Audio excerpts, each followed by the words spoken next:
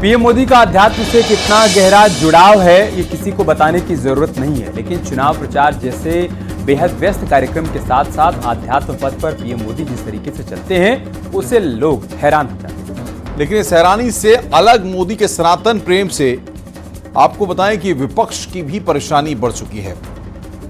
कांग्रेस से लेकर समाजवादी पार्टी तक मोदी की साधना पर निशाना साध रहे हैं और कन्याकुमारी में तप को ड्रामा बता रहे हैं। आइए इसी पर आपको ये रिपोर्ट दिखाते हैं।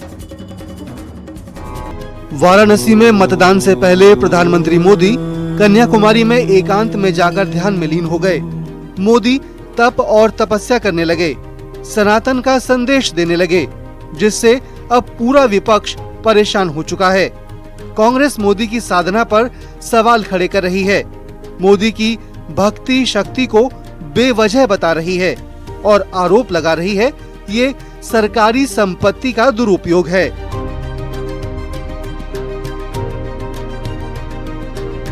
ये सारी चीजें जब इसका जाना आना खर्चा जो होता है ये गवर्नमेंट के ऊपर वो डालेंगे और जरूरत नहीं, जो जिसकी आवश्यकता नहीं है वैसे काम करना देश के लिए नुकसान है।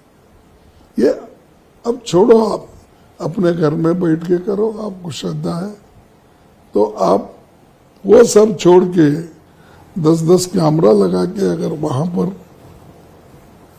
शो करेंगे ये अच्छा नहीं। कन्याकुमारी में दूसरे दिन पीएम मोदी पारंपरिक वेशभूषा में नजर आए। भगवती देवी अम्मन मंदिर में पीएम मोदी ने विशेष आरती की, जिसके बाद विवेकानंद रॉक मेमोरियल पहुंचकर मोदी ने 45 घंटे की ध्यान साधना शुरू की, जो 1 जून को पूरी होगी। लेकिन दूसरी तरफ विपक्ष के आरोपों का शोर बढ़ गया।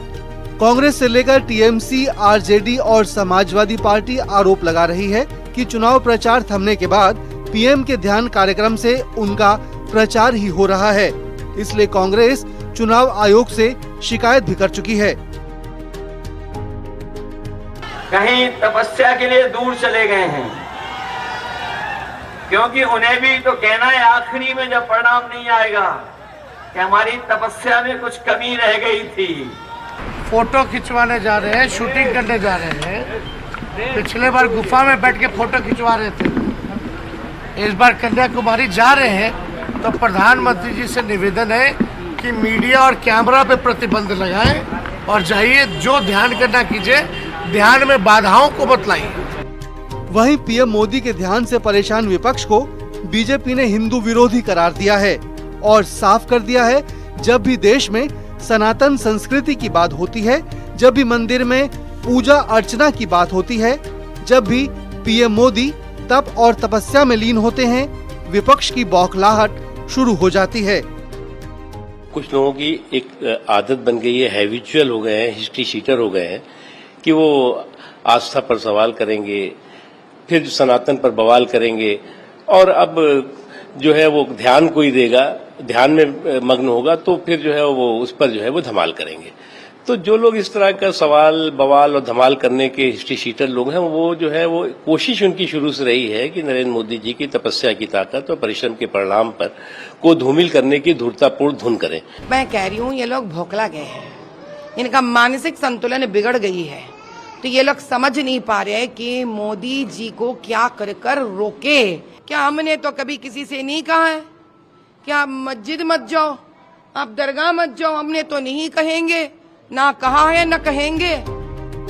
1 जून को वोटिंग होनी है, 30 जून को ही चुनाव प्रचार खत्म हो चुका है, लेकिन प्रधानमंत्री के ध्यान में जाने को लेकर बीजेपी और विपक्ष के बीच नई सियासी लड़ाई शुरू हो गई है और इस लड़ाई को तब और बल मिला जब बीजेपी ने इसे सनातन से जोड़ दिया।